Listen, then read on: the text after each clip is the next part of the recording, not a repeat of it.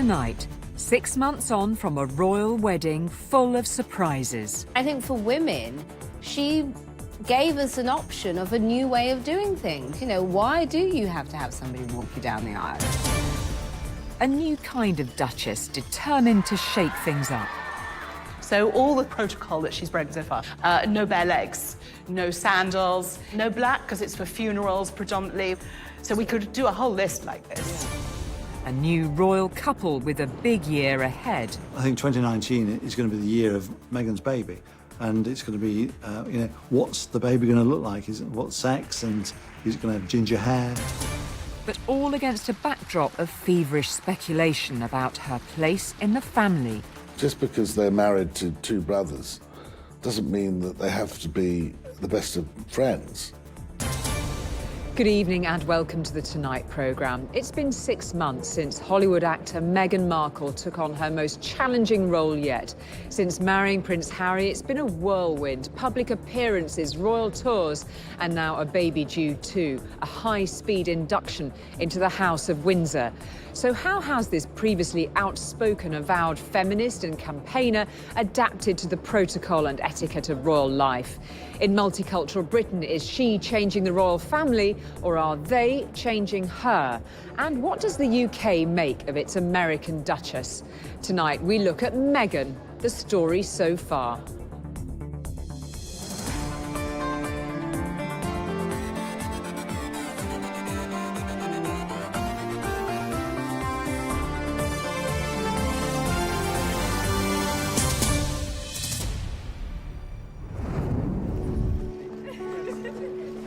A young couple in love, now with a baby on the way.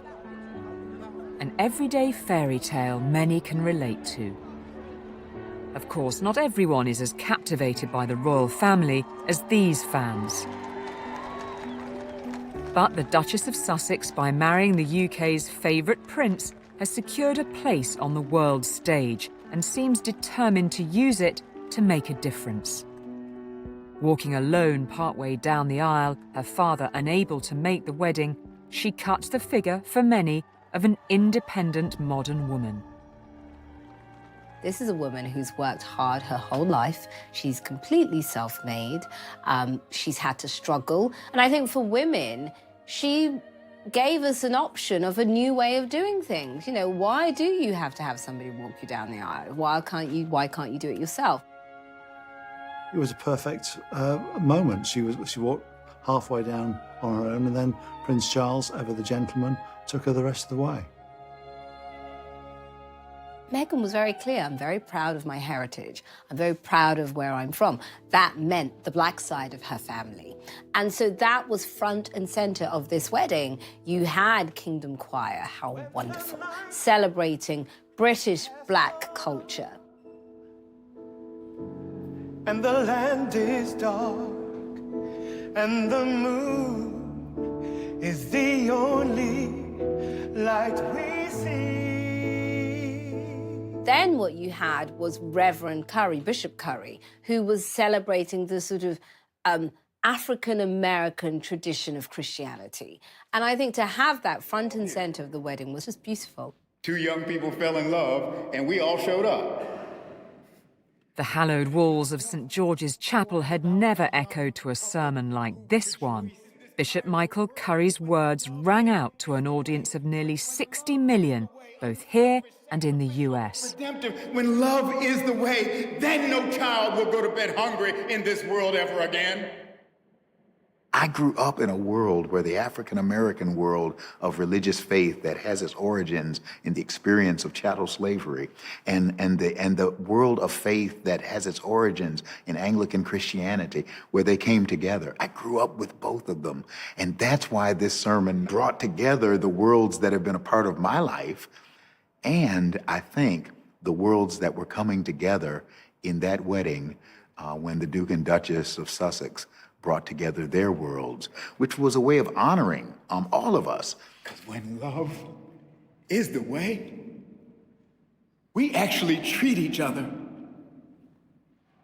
well, like we are actually family. The miracle was that the message of the sermon that was articulated verbally by me was actually seen when we looked at them look at each other. They were the sermon. It's hard to remember that the British royal family was almost destroyed half a century or more ago by the wish of a prince of the House of Windsor to marry a divorced woman. Well, here's a woman who's not just divorced, but is of mixed race as well. That would have been unthinkable, even in the end of the last century. And the autumn brought news that the couple were expecting a baby. You are now going to have a child whose great-grandmother is the Queen, whose parents are the Duke and Duchess of Sussex, whose grandmother is Doria, and even more so, whose one side of the family's ancestors are slaves. So you've got this child whose ancestors are British royalty and African-American slaves. How wonderful. I think 2019 is going to be the year of Meghan's baby, and it's going to be, you know, what's the baby going to look like? What sex, and is it going to have ginger hair?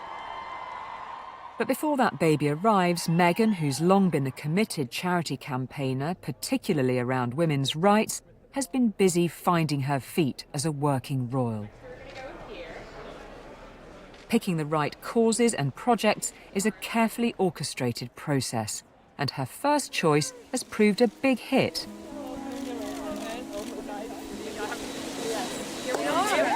In September, with her mum Doria at her side, she launched a special charity cookbook in a marquee pitched in the grounds of Kensington Palace. Working on this project for the past 9 months has been a tremendous labor of love. I had just recently moved to London, and I felt so immediately embraced by the women in the kitchen, your warmth and your kindness, and also to be able to be in the city and to see in this one small room how multicultural it was. On a personal level, I feel so proud to live in a city that can have so much diversity. It was the result of months of work in secret at the Hub Community Kitchen, which had become a sanctuary for survivors of the Grenfell Tower fire. Here, neighbours come together to cook for their families and friends. Meghan has been a regular visitor, coming to chat, to cook and to learn. When she is around us, she's like one of us. She's in the kitchen, cutting things, cleaning. I don't know, it's part of love. It's a love. And together we did a lot. The visits allowed Meghan to show solidarity with a heartbroken community just a stone's throw from her home in Kensington Palace. And she said, I don't know London. I came from America, and I come between you to know more about London. I really enjoyed it, and we really enjoyed the time with her. The project inspired a powerful idea, a charity cookbook with more than 50 recipes drawn from the cultures of 12 countries, all part of the Grenfell community. With around 39,000 copies sold in the UK, together has earned over £200,000. The money raised has secured the future of the kitchen and provided the women there with money to pursue projects close to their hearts.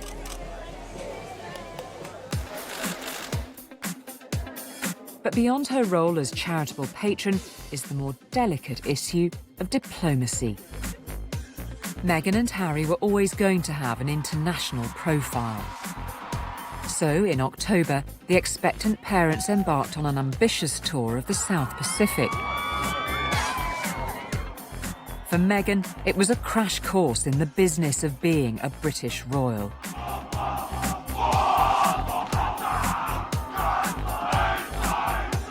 "70 engagements in 4 countries over 16 days, with the eyes of the world fixed on everything she says, does and wears. Meghan used the spotlight to communicate her values. So I've come to meet image consultant Cyril Campbell. Good to meet you. You too. Good to see you. Her expertise in fashion and protocol means she can spot the hidden meanings in Meghan's outfits. There is always an underlying message on virtually every single thing she wears, which give her values and her messages out to the public, which is all about saving the planet, being green, empowering women, but subtly. So this brand is Veronica Beard. For every dress or item from her brand that's sold, she donates $10 to women's charities.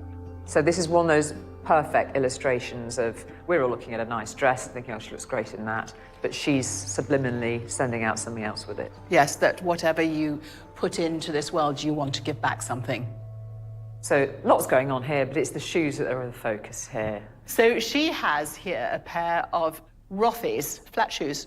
She'd just been talking to children who were actually on an initiative to pick up plastic waste from the beach. So how perfect to be wearing shoes, like ballet pumps if you like, that are made of plastic recycled bottles. So literally from the tips of her toes, she is sending out messages from the choices that she's making and what she's putting out there on the world stage. Literally from the tips of her toes, yes. Meghan's clothes make headlines for other reasons too. She can be quite daring for a royal. So all the things she's broken, let's call it the protocol that she's broken so far. So bare shoulders, no flesh during the daytime, no bare legs, lots of bare legs. You're supposed to wear flesh-coloured tights, no bare toes, closed-in shoes, no sandals, no black because it's for funerals predominantly. So we could do a whole list like this. Yeah. But clothes are just one medium through which Meghan communicates. She's often spoken out on the causes that matter to her. Everyone should be afforded the opportunity to receive education that they want, but more importantly, the education that they have the right to receive. And for women and girls in developing countries, this is vital. When Meghan wrote her speech, she's a very capable and eloquent writer. Women's suffrage is about feminism, but feminism is about fairness. She's very comfortable behind the microphone. She's very lucid. Tēnā katoa katoa. The rest of the royal family are going to have to up their game as well, because not many of them, I mean, Prince Charles accepted, not many of them are particularly fluid or fluent speech makers.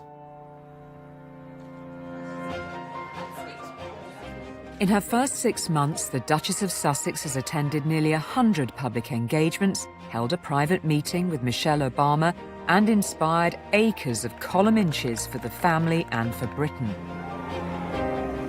It's all part of the job of being a royal. But it was only a matter of time before more negative stories started to emerge. There has been an awful lot of speculation about the tension between the Duchess of Sussex and the Duchess of Cambridge. We can't really know the facts, but there are a number of leaks and comments that have come out that suggest they're not necessarily on the closest of terms. It was recently announced that Harry and Meghan will be moving out of Kensington Palace to live in Frogmore Cottage on the Windsor estate. Some have taken this as a sign of a growing rift between the newlyweds and William and Kate. Just because they're married to two brothers doesn't mean that they have to be the best of friends. Kate is a mother of 3 children, and she's in a very different place in her life. And Meghan has lived this life as an actress. She's been married before, she's lived in LA, but there's not really an awful lot of similarities to their lives. And there have also been some questions about staff turnover. Ultimately, I think it's inevitable that both the households of William and the household of Harry do separate and become their own individual households, because in time the Prince of Wales will be Prince William. I know for a fact that when he is Prince of Wales, he won't be moving out of Kensington Palace. Kensington Palace will be the residence and the office of the Prince of Wales. Kate has established herself as the future queen. At the end of the day, Meghan will be curtsying to Catherine, because she will be the queen. Meghan will always be just a junior member, albeit a very popular one, of the royal family. A recent YouGov poll showed Harry was the British people's most popular royal. 77% of Brits give him the thumbs up, while Meghan comes in 6th place. And even her family embarrassments could be making her more relatable. The first inklings of Markle family conflict seemed like a terrible problem. I'm a footnote in one of the greatest moments in history. Does this show that Meghan's hard-hearted towards her erratic father? What does it tell us? That she's not on good terms with her half-sister? But actually, in the big tapestry of Meghan, these faults and flaws are absolutely essential because they actually remind us of her humanity and the fact that somewhere inside those perfect shoes, there are feet of clay to some degree. So for even the highest in the land, there's no way to get away from it. Families can be tricky, as Harry acknowledged even before his marriage. Working as family does have its challenges, of course it does. Everybody here, the fact that everyone's laughing means that everybody knows exactly what it's like. The way Meghan's been portrayed in the media is also the subject of heated debate. Here at Tribe, an organisation that works to empower black British women, they've found it very dispiriting. I remember they would do things like who wore it best between like Kate and Meghan when they're not even really wearing the same clothes. Women viewed themselves papers. It's big money. A lot, obviously now we're dealing with a black woman against the white woman. It's like very interesting about the different depictions. And then it's like, and then add, you know, the divorcee. Add the American. No offense. But it's add the American. There's so many others. Adding all of these kind of like different layers, and you get something that, you know, to the majority of the British public is somewhat unsavoury. As much as the royal family, and none of them are meant to be political, essentially they're apolitical in their existence. I think her very existence of being a mixed-race woman in that kind of institution is political, you know, and you can't avoid that or kind of talk around that. And I feel that seeing the response that the media have had towards her proves that. So this is why the wedding for me was just like a nice day. And it was lovely to see this biracial woman kind of being accepted into the royal family, into the British consciousness. But the next day, I don't think it made any difference for black women on a day-to-day basis. We'll head down. Here at the Wilderness Foundation, there have been some tangible benefits from Meghan and Harry's wedding. The charity helps struggling young people with challenging lives overcome their anxieties by connecting them with nature. From a mental health point of view, nature gives you space, so you don't feel so under pressure. And I think that's been one of the big things of our work. This was one of the 7 charities which Harry and Meghan nominated to benefit from the donations they received in place of wedding gifts. I think just being out in nature, away from social media, away from phones, and everyone is a lot more open and honest, and you know, we've had some really good chats as a group. Gosh, that sounds like it's worked miracles. It really has been this turnaround from, I'd say, even 6 months ago to now. I'm much more confident in myself. From a very young age, I've been going through a lot of bullying, and it's led to a depression. And I think the Wilderness Project has really helped me pull through that. I was so low all the time to a point that I couldn't do anything. I didn't see me doing anything with my life. So to be here now, to have done all my exams to be at college, just feels such a big achievement.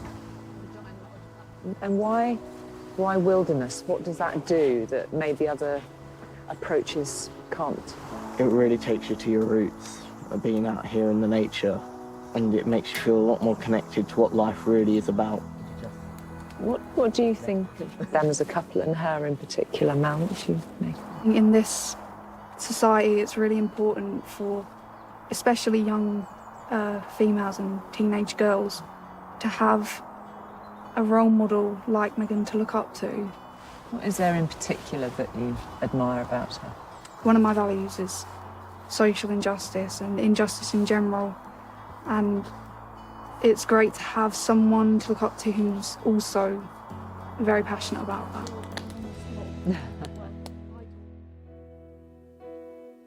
The Kingdom Choir have also had a life-changing year. Since performing at the royal wedding, they've become famous around the world. And the land is dark. And they've just recorded their debut album. Is the only And it all began with an extraordinary phone call. I was on the bus and I got this call, and a very posh voice on the other end of the phone says, "We'd like to invite you to sing at the wedding of Prince Harry and Ms. Meghan Markle." You're joking, right? She went silent. She didn't say anything. I said, "You're not joking at all, are you?"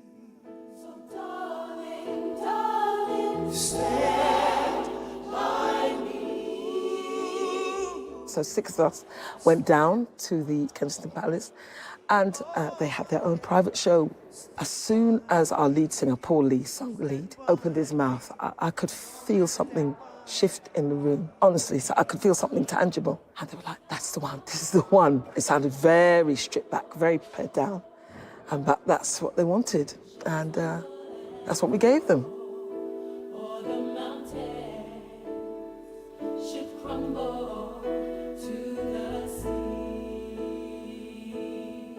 We realised it was unprecedented. I mean, it's not every day that you see a black gospel choir at a wedding. And it makes me feel that the wedding did something for the country as a whole. Did you sort of feel that on the day that we are part of something that is marking change? Yeah, and I think it's important to note it's not just people from the African Caribbean community that approach me. All races. All races, yeah. It's all classes. It's all ages. Yeah. That come up to me and say, "Thank you, well done." The new Duchess has a lot of those expectations on her shoulders. How do you think she's doing? I think she's going to do well. I think she's going to do amazing. What I hope is that she is not compared to other princesses or royalty that are around. I think it's important that she is accepted to be herself. Yeah, be herself. She's there for a reason, and the reason is to be an amazing team with Harry. She deserves to be allowed to do her best.